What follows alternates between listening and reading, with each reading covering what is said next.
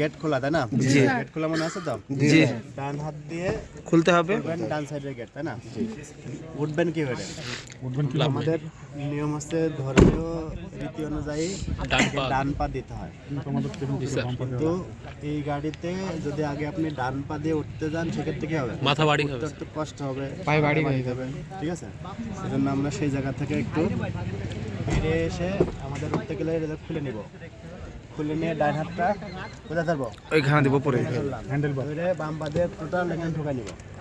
মামুন ভাই আপনি মাথা ঢুকায়েন না ক্যামেরার বাম মধ্যে। পা দেখি এভাবে গেট খুললাম, খুলে ডান হাত এখানে দিলাম, দিয়ে বাম পা ঢুকাই নিব। আমি যদি ডান পা দিই সেটাও হবে, কিন্তু সেই জায়গাতে উঠতে আমার একটু মাথায় কষ্ট হবে। ঠিক আছে? কষ্ট করে ওঠাও যদি যায় সেটাও ভালো। উঠলাম এরকম, এটা কষ্ট হলো না?